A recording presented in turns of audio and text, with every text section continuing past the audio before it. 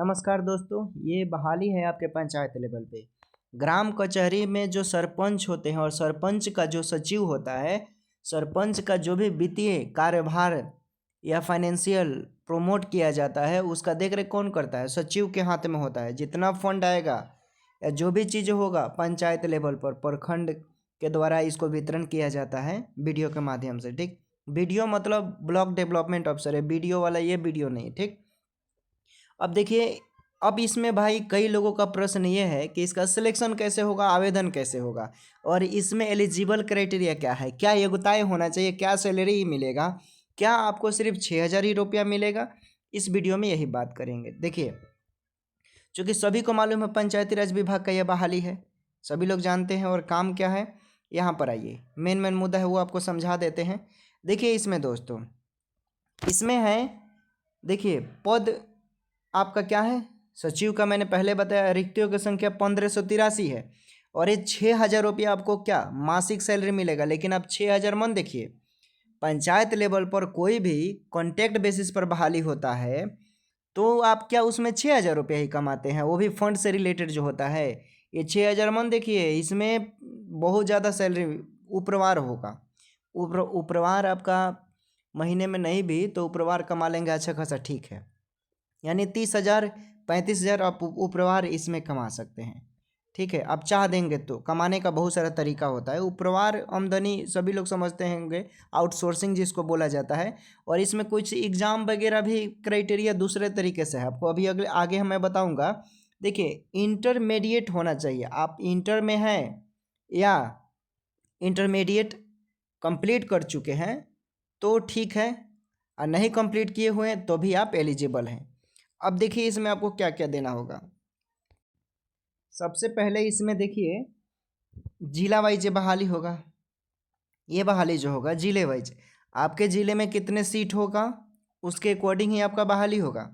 ठीक है, अब देखना होगा। हालांकि ये पीडीएफ बहुत बड़ा है, इसमें जो मेन पॉइंट वही बता रहे हैं, ये सब मैं बता दिया हूँ। आप अब समझ लीजिए, अगर आप जनरल कैटेगरी से बिलोंग करते हैं, जनरल कैटेगरी से, ठीक है, तो आपको 37 वर्ष मान्य होगा उम्र में। अगर आप ओबीसी क्राइटेरिया से हैं, ईबीसी में है या महिला भी हैं तो आपको 40 वर्ष छूट मिलेगा। या ईडब्ल्यूएस से भी जो लड़कियां हैं उनको भी 40 वर्ष की छूट मिलेगा। और जो एससी एसटी में आते हैं, आदिवासी, अनुसूचित जाति, अनुसूचित जनजाति, उनको 42 वर्ष का छूट मिलेगा। ये हो गया उम्र का फैसला। अब आगे आइए, अब हम क्या देखेंगे, आरक्षण। आरक्षण वही मिलेगा जो एससी एसटी ओबीसी ईडब्ल्यूएस को मिल रहा है। जो रूल है वो आरक्षण वैलिड होगा। अब इसमें अधिकतम उम्र देख लीजिए, अधिकतम उम्र जो होगा 55 वर्ष। ठीक, अब आगे देख लेते हैं और जो इम्पोर्टेंट पॉइंट है। अब नियोजन प्रक्रिया देखिए, नियोजन प्रक्रिया यहाँ पर दिया हुआ है, तो इसमें क्या क्राइटेरिया है। आवेदक के द्वारा किसी एक प्रखंड के एक पंचायत में ऑनलाइन आवेदन किया जाएगा। आप किसी एक ही प्रखंड में एक ही पंचायत में आवेदन कर सकते हैं। ऑनलाइन आवेदन पंचायत राज कौन सा वेबसाइट है, तो PS, ये है ps.bihar.gov.in। इस वेबसाइट को खोलकर आपको रजिस्ट्रेशन करना है, लॉगिन करना है, फिर डिटेल अपना भरना है, डॉक्यूमेंट अपलोड करना है, फ़ोटो, सिग्नेचर वगैरह ये सब। ठीक, अब आगे आ जाइए। अब यहाँ पर एक और चीज़ दिखा देते हैं, इम्पोर्टेंट पॉइंट है। आवेदक द्वारा भरी गई सूचना ही अंतिम रूप से मान्य होगा तथा उसके आधार पर काउंसलिंग में मूल प्रमाण पत्र प्रस्तुत किया जाएगा। यानी आप जो आवेदन में डॉक्यूमेंट प्रोवाइड करेंगे वही आपका डॉक्यूमेंट वेरिफिकेशन काउंसलिंग के समय लिया जाएगा। अलग से कुछ देंगे तो मान्य नहीं होगा। ठीक, ये सब डिटेल वही है। अब देखिए, अभ्यर्थी आवेदन करते समय मतलब ये डिटेल वगैरह आपको देख लेना है कि कौन से पंचायत में आप फॉर्म भर रहे हैं। अब भाई आपका सिलेक्शन प्रोसेस कैसे होगा, चयन प्रक्रिया कैसे होगी आपका, तो देखिए, ग्राम कचहरी सचिव पद पर चयन होने के लिए न्यूनतम शैक्षणिक योग्यता इंटर या इंटर में आप पढ़ रहे हैं तो वैलिड है। ठीक, और इसके इंटर में जितना आपका अंक है उसको एक पैनल तैयार किया जाएगा। ठीक, इंटर के मार्क्स पर अगर आप स्नातक किया है या आपने ग्रेजुएशन किया है तो अलग से आपको 10% एक्स्ट्रा मिलेगा। सपोज कीजिए कि इंटर में आपके 60% है, आपने ग्रेजुएशन किया है तो आपको 10% बढ़ा दिया जाएगा, तो इस तरह 70% हो गया। ठीक, और आपने पीजी किया है, ठीक है, अगर आपने पीजी किया है तो 10 नंबर और जोड़ दीजिए, यानी 60 नंबर इंटर में है और ग्रेजुएशन और पीजी भी किए हैं तो आपको 20 नंबर अलग से, यानी एक्स्ट्रा 80% हो गया इस तरह। ठीक, तो वैसे भी आपको मान्य होगा। अगर कोई मान लीजिए परसेंटेज वाला होगा तो उसका पहले होगा, पहले पैनल तैयार किया जाएगा। और डिटेल देखिए, ग्राम कचहरी सचिव पद के लिए इसमें अगर पहले से कोई सचिव पद पर कार्यरत है, ठीक, और तो उसको 1 वर्ष का, यानी 1 वर्ष का 2.5%, यानी 2.5% अंक दिया जाएगा। ठीक, अगर वो पूरे किया हुआ है 1 साल, ठीक है, इस प्रकार किया हो, पूरा साल उसका मिलाया जाएगा तो 12.5% उसको अलग से और एक्स्ट्रा अंक दिए जाएंगे। और डिटेल है कि मेधा सूची में समान अंक रहने पर अधिक उम्र वाले उम्मीदवार को वरीयता दी जाएगी।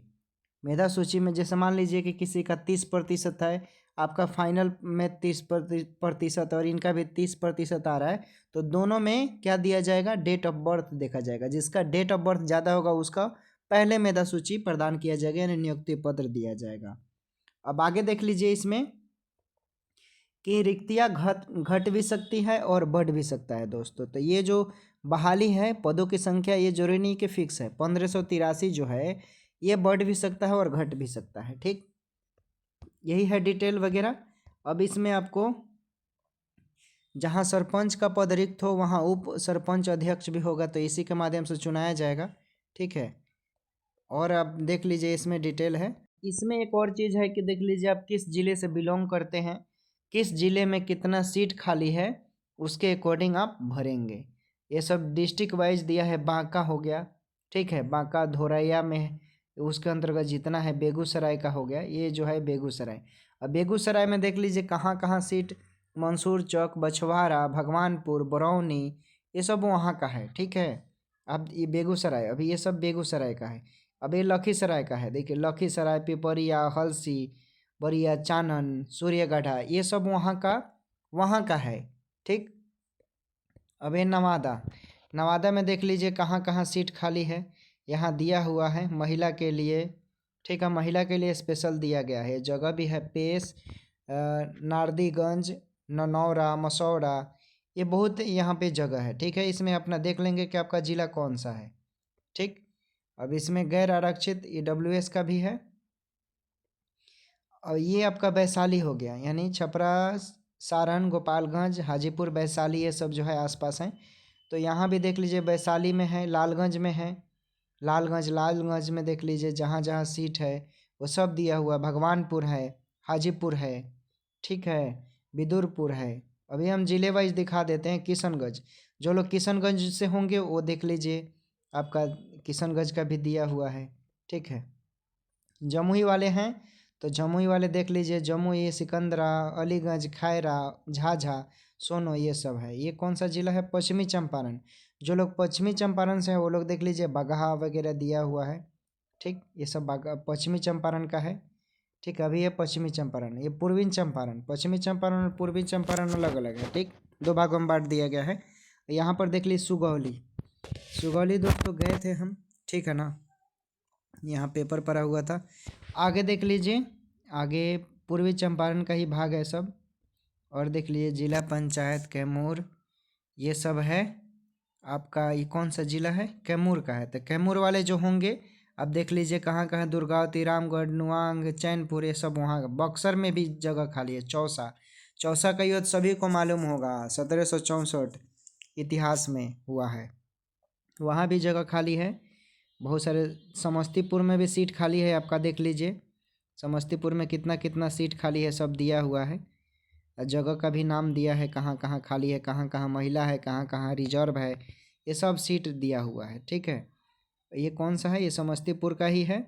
आगे ये भी समस्तीपुर, ये सब समस्तीपुर। और मधुबनी का देख लीजिए, मधुबनी में मधवापुर, साहर उत्तरी, सलेमपुर, तरैया, ये सब है। मधुबनी का देख लीजिए और भी दिया हुआ है, जयनगर तो अंतिम छोर है बिहार का ही, ठीक है। पंडौल हो गया, राजनगर हो गया, ये सब हो गया। ये भागलपुर हो गया, भागलपुर वाले देख सकते हैं, भागलपुर में बहुत सारा सीट खाली है। बिहारपुर, नारायणपुर, खरीक, नौगछिया, ठीक, ये भागलपुर का ही है। शेखपुरा का भी है, शेखपुरा में देख लीजिए कहाँ कहाँ सीट खाली है। ये पटना का है, पटना में भी देखिए बहुत जगह सीट खाली है, तो यहाँ आप अप्लाई कर सकते हैं। अगर आप ग्रामीण इलाके से हैं तो ये ज़रूर फॉर्म भरिएगा, बहुत बेनिफिट मिलेगा, ठीक है। कटिहार में भी है बहुत जगह सीट, कटिहार वाले भर सकते हैं। शिवहर में भी है, शिवहर वाले देख लीजिए कहाँ कहाँ सीट है। शिवहर, डुमरी, कटसरी, तरियानी, सीतामढ़ी में है, बरगैनिया, सूपी, मेजरगंज, रीगा, परसौनी, ये सब बहुत सीट है यहाँ पर। और दिखाते हैं, सीतामढ़ी है, आरा बगल में है, आरा देखिए, आरा में भी सीट खाली है। पूर्णिया में भी सीट खाली है, पूर्णिया में भी सीट खाली है बहुत। आप सहरसा में भी देख लीजिए, सहरसा में भी सीट खाली है, बहुत सीट खाली है। मुजफ्फरपुर में भी सीट खाली है, देख लीजिए कहाँ कहाँ, पारू, मोतीपुर, साहेबगंज, सरैया, बहुत सीट खाली है मुजफ्फरपुर में भी। औरंगाबाद में भी बहुत सीट खाली है, देख लीजिए, बिहार के प्रत्येक ज़िले में निकला हुआ है। गया में भी देख लीजिए, गया वाले भी देख सकते हैं, बेलागंज, बहुत सीट खाली है गया में भी। सुपौल में देख लीजिए, सुपौल में भी बहुत सीट खाली है, सुपौल में देख सकते हैं, सुपौल में इतना सीट खाली है। मुंगेर में भी बहुत सीट खाली है। खगड़िया में कम सीट खाली है। खगड़िया में 5 गो 6 गो ही प्रखंड है जहाँ पर जिला ये पोस्ट खाली है। जहानाबाद में देख लीजिए, दरभंगा में भी बहुत सीट है, दरभंगा में ज़्यादा सीट है। और नालंदा में देख लीजिए, नालंदा में भी सीट है दोस्तों। छपरा में देखें तो छपरा में भी बहुत सीट है, ठीक है। तो आप लोग अपना भरते रहिए, जहाँ जहाँ सीट खाली है आप इसको देख सकते हैं अपना, ठीक है। फिर जैसा होगा, अब इसमें क्या क्या डॉक्यूमेंट लगेगा ये बता देते हैं। देखिए इसमें आपको क्या क्या देने होंगे। इंटर का तो सर्टिफिकेट लगेगा ही आपका, उसका मार्कशीट और ओरिजिनल सर्टिफिकेट है तो ठीक है, नहीं तो एडमिट कार्ड वगैरह, डोमी का वगैरह है तो भी चलेगा।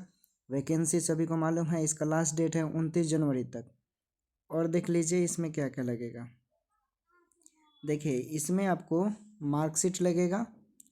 मैं अगर आपने इंटर किया होगा तो जाहिर सी बात है मैट्रिक करने के बाद ही होता है, तो मैट्रिक का मार्कशीट और ओरिजिनल सर्टिफिकेट लगेगा।